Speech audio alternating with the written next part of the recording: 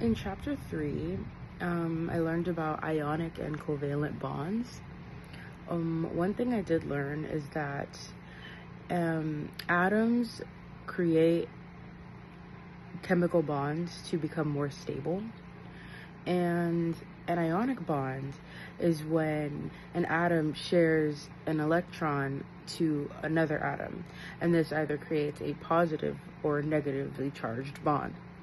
A covalent bond is formed when an atom shares an electron to reach a certain stability in the electron arrangement. Now, I wouldn't say that this topic was very difficult for me. One thing I did have a challenge remembering was the difference between ionic and covalent bonds at first. But to overcome this challenge, I kind of just made a comparison chart and I did practice questions over and over again, did the homework, you know. So yeah, I would say this helped me understand how atoms combine to form different substances and why those substances have different properties. And yeah, I would say that's how this helped me.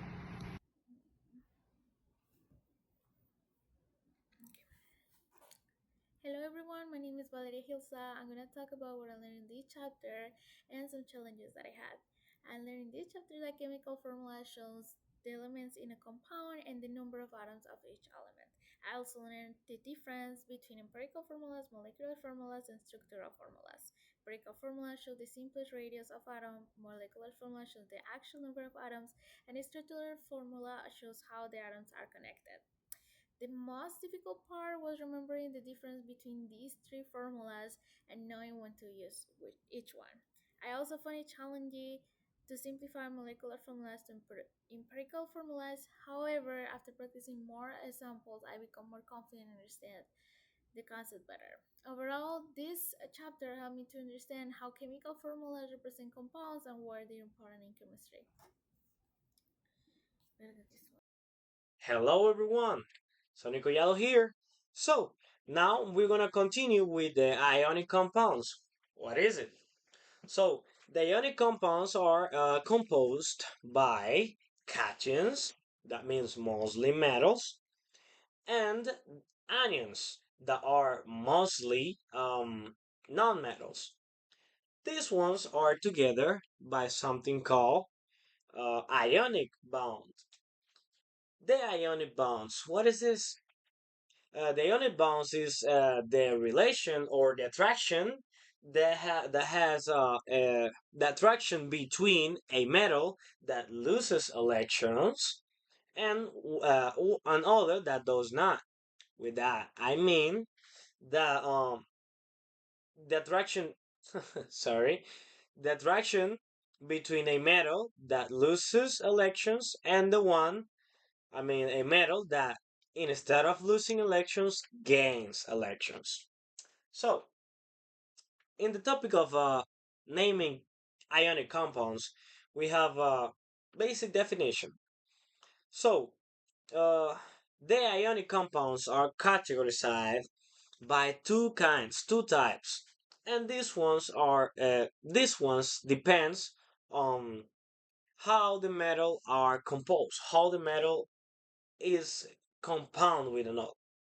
So we have the first one. The first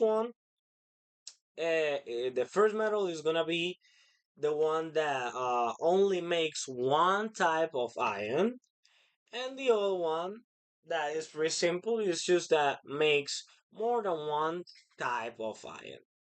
So, uh, what was more hard of this topic for me? What I found more hard, definitely was the organization of uh, the organization of the elements, for sure, because when I saw how a electron or an atom can has a positive charge or negative charge, and then we can take that down and make it a was a total incredible thing for me. Even now, I'm still struggling with it, but I will keep learning. Now we're gonna go next with our next partner. Hello, my name is Nathaniel Sintapan, and for Chapter 3, I am covering oxyanions. Now, oxyanions are a subdivision of polyatomic ions, which contain oxygen and other elements. Now, most polyatomic ions are axial ions, such as nitrate, nitrite, sulfate, sulfite. And with the naming conventions used, the more oxygen there is, it ends in ate. The ones with fewer end in ite, and it creates the naming convention used for most oxyanions. Now, certain oxyanions or polyatomic ions are also given certain prefixes considering the charge that they are given. For naming compounds with polyatomic ions, you can see that we have the base element, the cation, for this one, sodium, and the anion, nitrate. Now for these compounds, they're typically simply paired as sodium nitrite. And this is a list of common polyatomic ions, which one can see in most examples of forming compounds, which will commonly pop up in compounds, such as this. Hi, Dr. Sharma. This is Carlene doing my video segment for Chapter 2. My biggest challenge for this topic or for this chapter was focusing or really just locking in on some of the math, conversions, and whatnot that we saw that were introduced to us in this chapter. Because although you are thorough and good at reviewing it in class, and I do appreciate that, sometimes when you're by yourself, or in my case, when I'm by myself, going over it, you just get the little things mixed up. So what I found best to help me was creating my own little chapter outline by opening up ALEKS and looking back at the chapter myself and doing some of the practice problems, because the chapter actually does have some good practice problems they give you the answer to, not right away. Like you can kind of minimize or maximize the problem so that you can see like how they're doing it. And that's what I did for mine, for some of the stuff that I reviewed, because I just noticed it helped me, especially working through ALEKS to get through. But moving on, my topic for this video is going to be ions and moles. So behind me, I did already prop up my little board with the definition of ion. Ions are charged atoms that are produced by adding or removing one or more electrons. So going over this, we covered two types of ions. One of them is our cation ion, which is a positively charged atom, and the other one is our anion, which would be a negatively charged ion. Examples of this could be, well, one thing I should mention is that cations are typically formed by metals, metal atoms, because they easily lose electrons. And anions are typically formed by nonmetals, as non-metal atoms have a strong desire for electrons. So an example of those, for instance, for my cation atom, I wrote magnesium. Let's just do the short term. So a neutral magnesium atom is going to be 12 positive 12 negative. That's a neutral magnesium. Typically, or I think more formally, I think a magnesium atom will lose, will lose 2 electrons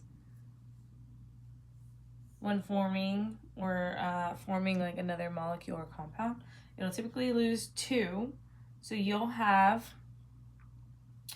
12 protons, and it'll go down to 10 electrons, giving you a positive charge. And that's our cation atom for that one. Now for my anion, a good example for that one would be chlorine, a neutral chlorine atom. Let's see, I don't have like a prop on my board, but we're making it happen. It's going to be 12 positive, 17 positive, 17 negative. And then if this chlorine atom were to gain one electron, I should say, it would be 17 positive, 18 negative, with 1 negative charge, or a -1 charge.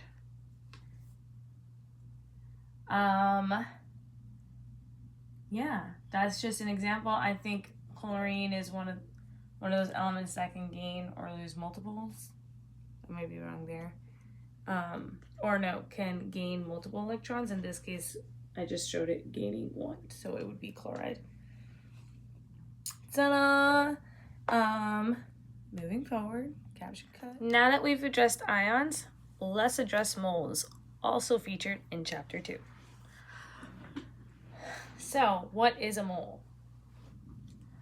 A mole is a unit used to measure the amount of a substance.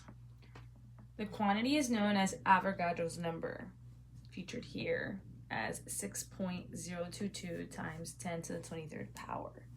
We typically use moles to describe or to communicate a large amount of a substance, but we use mole to condense that. It makes it easier to communicate what is being measured, especially when dealing with units that are so small. It's like exponential, like what is there, such as atoms, right, or molecules or whatnot. But you can use mole to describe anything, like a mole of pens, right? But typically you would want to describe the mole of plastic in a pen, if that makes sense. Okay, so featured here, I did put a couple of masses of certain elements. So here I have 52.14 grams of carbon, I have 13.13 grams of hydrogen, and I have 34.73 grams of oxygen. So how do we convert this to moles? It's hard to do with one hand. We're just gonna put it down. So to convert this to moles, you'll first find what a single, the atomic weight, by the way, 1 gram of the atomic, 1 gram is what is equal to a mole of each element. So with that being said,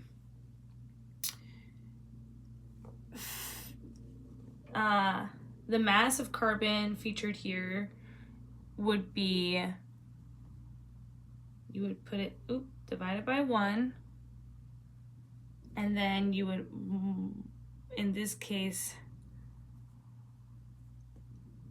times it by the 1 mole of carbon, which is technically,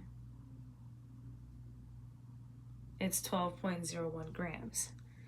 This would give you, 14.34 moles of carbon.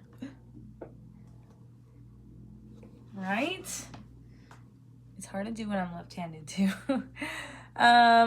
Next, for hydrogen, you would do the same. You would find out what 1 gram, what the weight of that is. In that case, it's 1.008 grams of 1 mole of hydrogen equals 13.026. And then same tier, we'll simplify this one. For oxygen, it would be 16 equals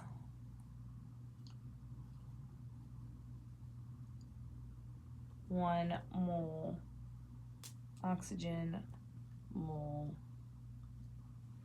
hydrogen. Now, we use Avogadro's number to describe how many molecules are in a mole. So here we'll use oxygen. We'll multiply the mole by Avogadro's number. I like to do on my calculator parentheses 0.002.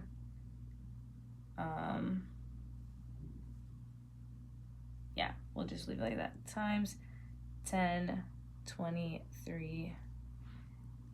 And let me do that now, because I didn't pre-express that. 2.171 times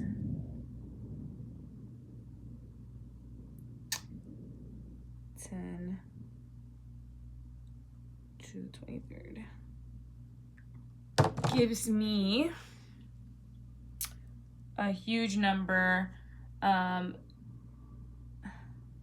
Oh, is it a huge number?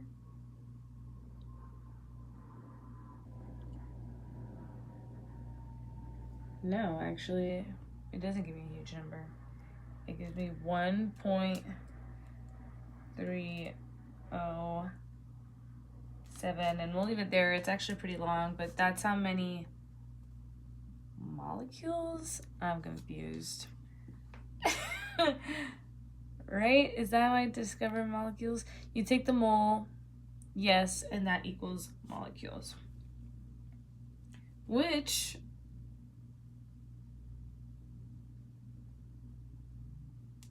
how many moles?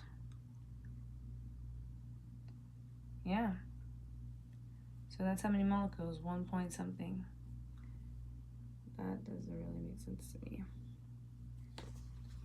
Okay, we might 10.307 times 10 to the 24th molecules. And that's how you use Avogadro's number to